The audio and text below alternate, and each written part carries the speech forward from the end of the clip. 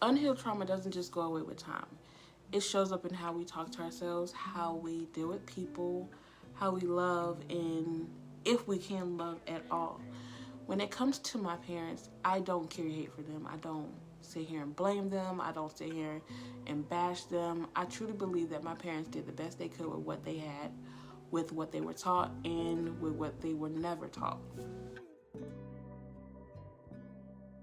But something I am realizing too a lot lately is that doing your best doesn't erase the damage. Good intentions doesn't undo the pain. I used to ask myself, why bring a child into this world if you are still hurting from things you haven't faced yet? But now, like, as time has went on in my life and I've gotten older, I do understand some people don't even know that they are hurting. They've gotten so used to dysfunction, they don't even see it as a problem. It took me a long time to understand that not all pain is loud. Some pain is quiet. Some pain shows up in the smallest, littlest ways, like being surrounded by people who say they love you, but you still feel invisible, or you don't necessarily feel that love. That's what it feels like growing up in a house where emotions weren't fully understood, I feel like. Nobody yelled, nobody hit, but nobody really expressed. Nobody really noticed either. Nobody asks, what are you feeling? What are you going through? What do you have going on? I see that you're not okay. Talk to me. Let's talk about it. And even when I did try to bring up how I feel to the table, I got shut down sometimes. I hear things like, I'm too sensitive. I'm overthinking. Well, at least you had a roof over your head, didn't you? And just like that, I feel like that's how easily feelings can be dismissed.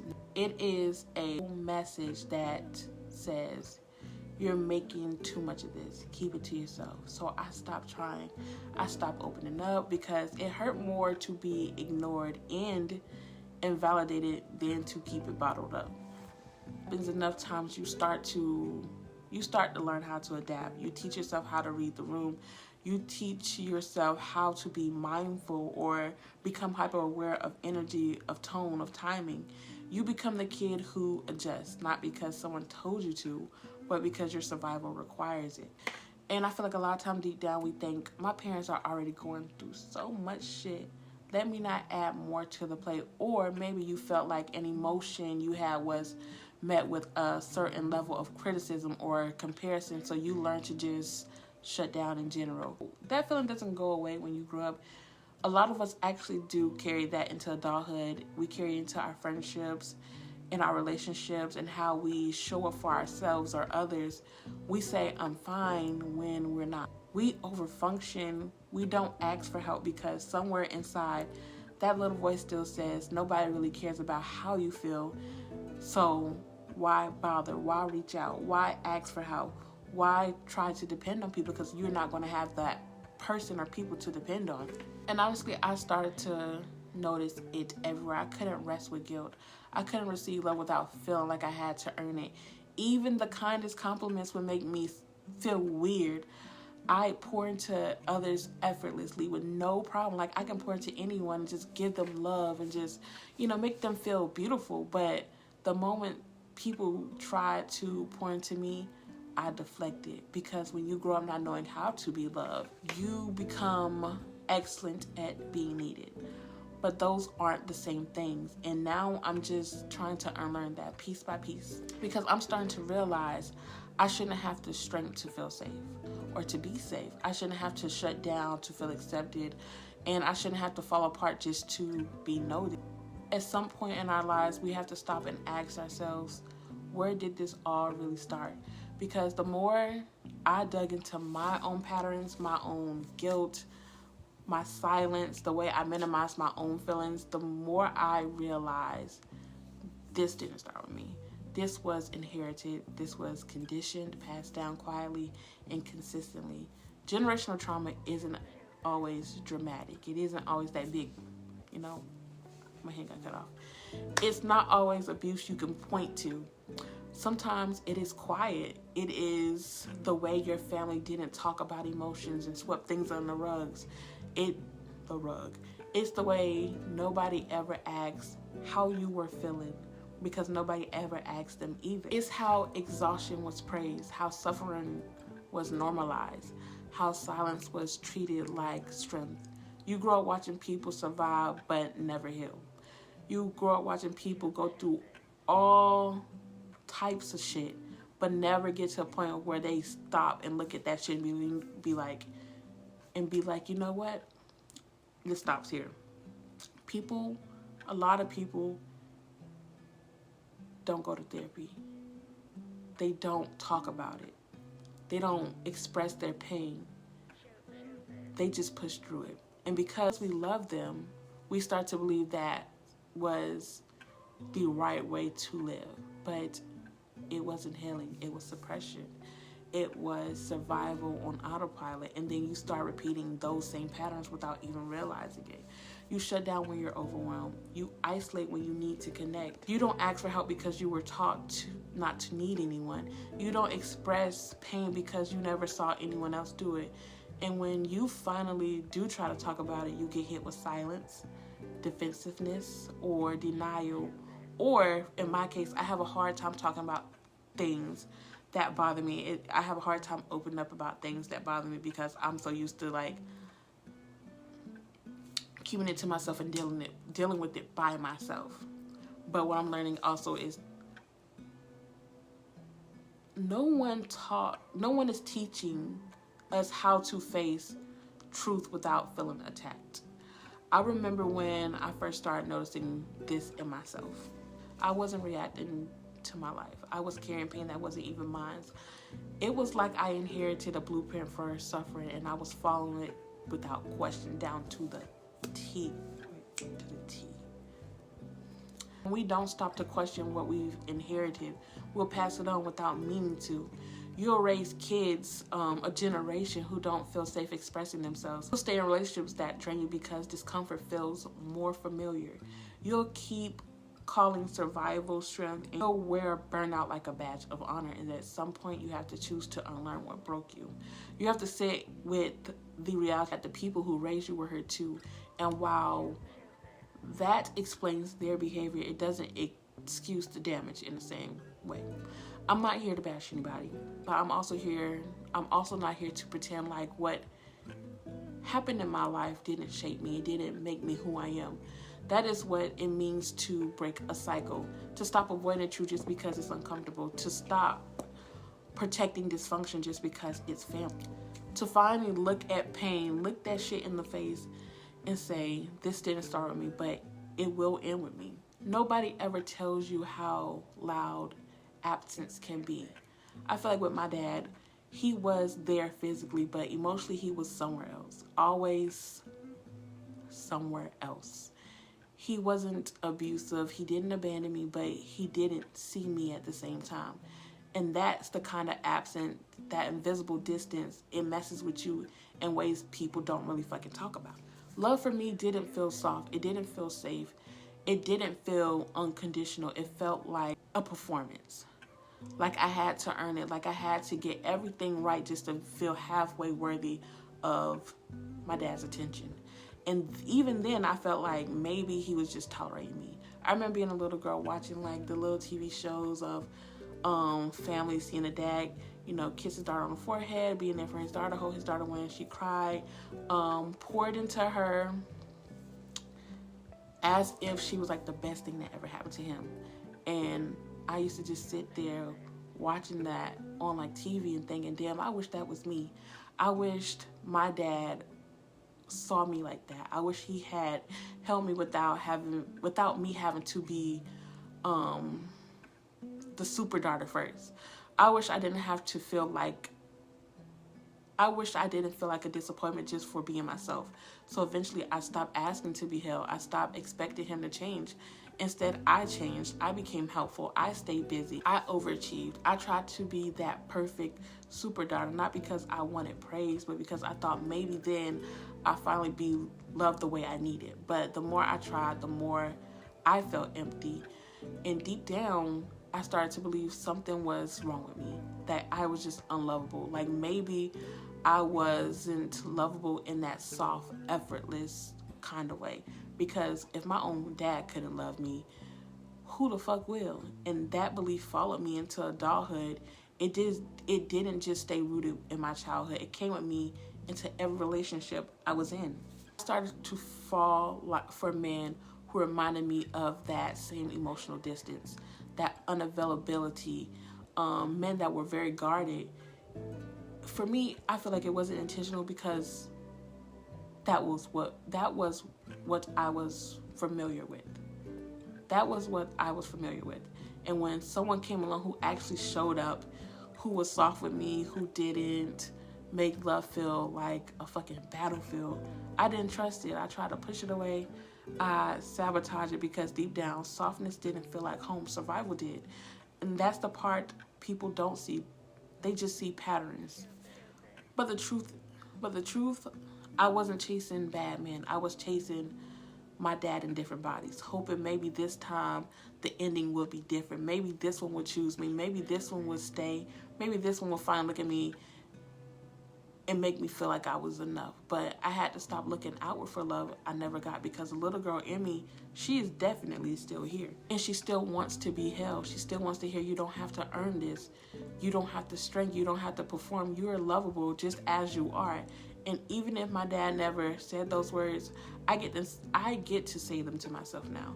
And that's where healing starts. It starts with you. It starts with shifting your mindset. It starts with knowing who you are and knowing that who you are is enough as you are. You don't wake up one day and choose to be strong. You become strong because you had no other option. When you've spent your whole life being your own protector, it stops feeling like survival and it just becomes who you are. You don't ask for help because you learn not to expect it. I don't expect for people to have my back now. I don't expect for people to back me. And when people do back me, I'm fucking surprised.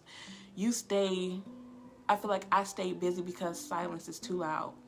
I feel like I stay in control because falling apart never felt safe. And I always feel like I have to dictate or be in control of the outcome. And that's why when it comes to things that I want to accomplish, I never see it through because I can't dictate the outcome. It requires me to have blind trust and sit in faith. Now I'm doing it. Now I am learning how to just, sit in the unfamiliar section of life and just allowing life to just life. And that is hard because I've always had control over the outcome. And if I couldn't control the outcome, abort mission. I feel like the world, it claps for you. The world praises us being strong. They admire our resilience. The world calls us dependable, unbreakable, the strong one, but nobody really asks what that strength cost you. Nobody ever wonder what it's like to be the person who never gets to fall apart. What it's like to be so fucking tired of performing. Like everything's fine just so other people don't worry.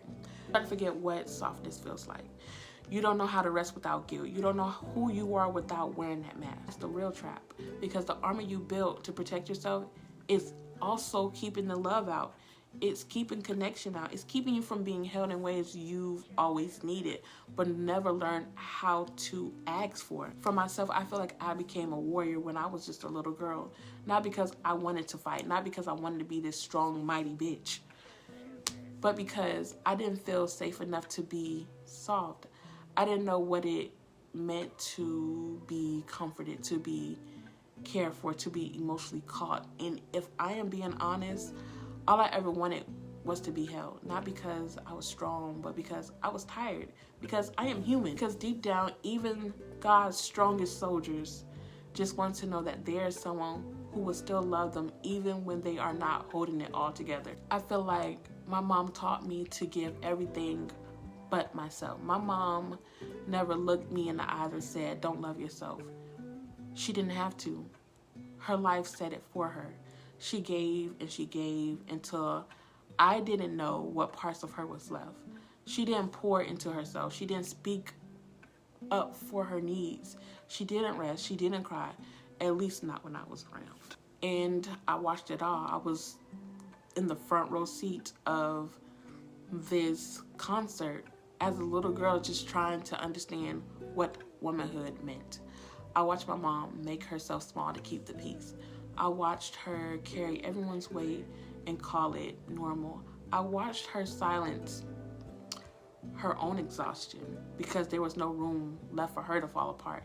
My mom fed mouths, cleaned up messes, smiled when it hurt, and called it strength. But no one was checking on her. I feel like my mom's softness went unnoticed. Her pain was unspoken for, and somewhere along the line, her voice got lost in the midst of life. Her voice got lost in a home that demanded more from her than she ever had to give.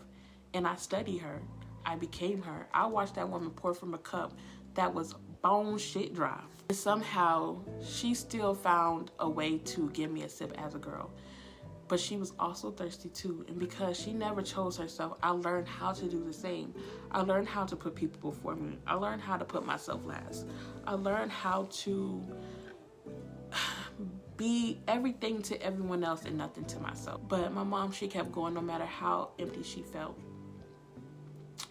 I thought love meant never stopping. I thought love meant overgiving.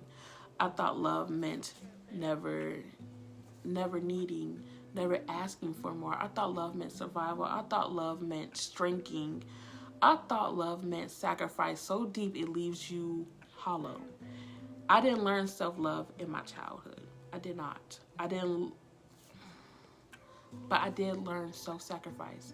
And I'll be honest, there's a lot of grief in that. Not just for what I didn't get, but for what she never had. She didn't abandon me. She abandoned herself. And I was there to witness it. The most painful truth about it is I've done it too. I've disappeared in relationships. I've given until I had nothing left to give. I mistaken being needed for being loved because I thought that was the blueprint. Because I thought her struggles was the standard, but I'm not that little girl anymore. I'm 26 years old. Now I know too much to stay small. Now I feel the ache of continuing this pattern. And I can't do it. Not to her, not for me, not for whoever comes after me. I want to believe that being a woman doesn't have to mean being tired all the fucking time. That love doesn't have to mean breaking yourself to keep it. That I can be held, that I can say no, and my no just be no, and I don't have to explain my no. And actually, I don't explain my no now. That I can be whole. So maybe the most radical thing I can do, the most healing thing I can do, is give myself what she never got. A full breath, a moment to rest, a reason to stay soft, a voice that doesn't disappear when things get loud. I love her, but I will not carry her silence like it's mine. The cycle definitely does in here. There comes a point in your healing where it's not sweet and it's not clean. When you stop seeing your parents as giants and you start seeing them as children, wounded children, shaped by what they didn't get, trying to survive the best way they know how. I feel like my dad wasn't emotionally distant because he wanted to hurt me. I feel like my dad was a boy who probably never felt safe enough to cry, who probably never heard it's okay to feel.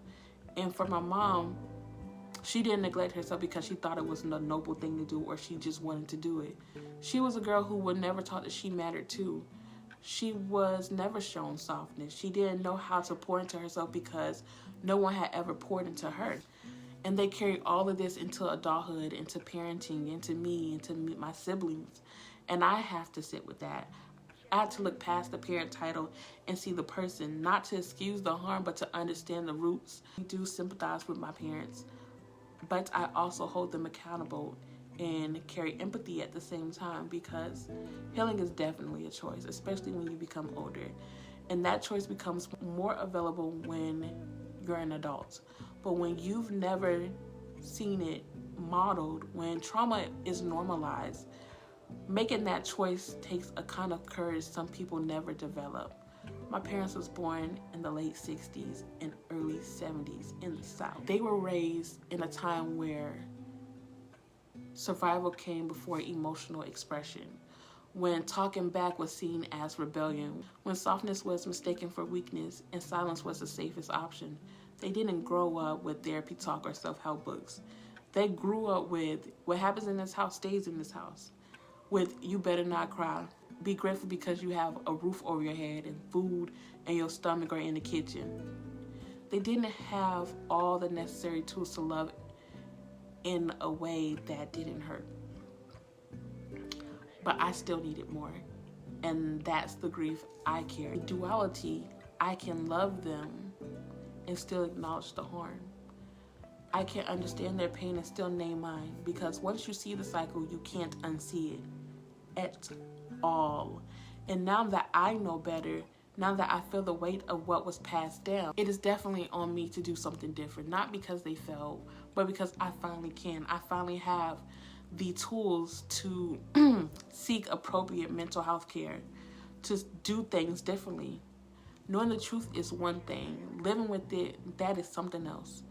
Because even after you understand your parents, you're still left holding the parts of yourself that was shaped by their absence. And those parts don't just stay in childhood. They follow you. They show up in who you love, how you love, what you believe you're worthy of. You start thinking love is something you earn. You believe being needed is the same thing as being wanted. You mistake emotional labor for intimacy. And the worst part, it feels familiar, like home. So you love people who breadcrumb you. Use strength to be kept. You overgive to feel secure. And when real love, gentle love, shows up, we push it away. Because our nervous system only knows survival. You let everyone in or you shut everyone out. You play it cool so no one sees how tender you really are. Stay guarded because being vulnerable never felt safe.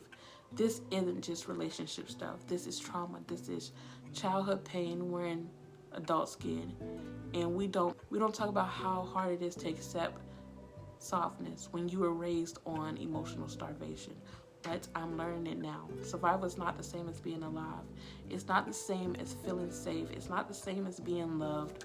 We recreate the emotional environments we grew up in until we realize we deserve something different, and we all do. You deserve peace that doesn't ask you to bleed from it. You deserve love that doesn't require you to perform. You're not broken. You're just healing in a world that told you to hide your wounds. And part of that healing is facing the hardest truth of all. Forgiveness doesn't mean forgetting. It doesn't mean the pain didn't happen or that it didn't shape you. It doesn't mean pretending your childhood was something that wasn't. And it damn sure doesn't mean giving people continued access to your life just because they share the same blood as you. Forgiveness means letting go of the fantasy that the past could have gone differently. It is the death of the illusion, the one where they were softer, more present, the one where they saw you, held you, and chose you. It is grieving the parent you didn't get, grieving the version of your childhood you deserve but never lived, grieving who you might have been if you hadn't been taught to shrink, silence, or survive. And grief isn't clean. Sometimes it's angry. Sometimes it's tired. Sometimes it shows up many years later in therapy and relationships in silence. But it is necessary because pretending doesn't heal you. Honesty does. I used to wish my childhood was different, and also a lot of moments in my life I wish had gone differently. I used to resent that I had to endure so much, and if I'm honest, sometimes I still grieve that, but I hold space for that grief now. I don't rush it away. I sit with it because that pain taught me something bigger. It taught me that I was chosen. God chose me for a reason, to be born into this bloodline laced with trauma, silent survival, not because I was weak, but because I was the one who could face it, the one who wouldn't run from it, one who would feel all of it and still choose to rise. Life doesn't just happen to you, it happens for you at all times in life. If you let it, it will guide you, it will shape you, it will strengthen you. I am not a victim to my life story. I'm not a victim to my trauma. I accept it, the good, the bad, the ugly, the unfair, because it put a battery in my back for something greater. Right now, I'm healing generational trauma, whether it started with me or not, and I refuse to allow it to break me. Yes, I am strong, but I'm soft too. I am both strong and vulnerable, strong and enough, strong and no longer pretending I don't need to be held to. Forgiveness isn't saying it's okay, it's saying it wasn't okay, but I'm done carrying it. It's not a one-time moment, it's a process. Some days you'll feel at peace, other days you'll feel rage, some days you will understand everything about your pain, and other days you will still ache or grieve for what they couldn't give you. And that's okay, because forgiveness doesn't mean you're erasing your whole story. It means you're rewriting the end. It means releasing you from waiting from an apology that may never come, from replaying memories that only reopen the wound, from performing emotional labor for people who never learned how to hold space for you. It means you don't have to hate your parents to name what they didn't give you. You don't have to stop loving them to be honest about the harm. You don't have to stop loving them to be honest about what you didn't receive. You don't have to keep them in your life to release the anger from your body. Forgiveness isn't always reconciliation. Sometimes it's a boundary. Sometimes it's distance. Sometimes it's loving them from far away and loving yourself up close for the first time. Do not allow trauma to become your whole story. I always say, allow it to be a chapter of a story you're creating. One chapter only in a book that you are continuously writing. One where you decide what the ending is, where healing isn't just possible, it's actually happening. Yes, I've carried pain I didn't ask for, but I've also carried power. And now that I see the patterns clearly, I know what comes next can look very different for myself. I may not have been nurtured the way I needed, but I am becoming the nurturer now. I may not have had the safety growing up, but I get to build safety in my body, in my relationships, in my home. I may not have been shown how to be loved, but I can learn, I can teach. This isn't about blaming, it's about choosing not to abandon myself the way others did. Choosing to unlearn what survival taught me, choosing to become someone I actually feel safe coming home to, because the moment you realize you deserve more, that's the same moment you're given a second chance to become. That's why the next part of this series matters so much, because reparenting is just not a concept, it's a revolution. It's what happens when you stop waiting to be saved and start becoming the love, the safety, and the protection you have ever needed. So make sure y'all like, comment, and subscribe. Tune in to next week's video for next week's video. Yeah.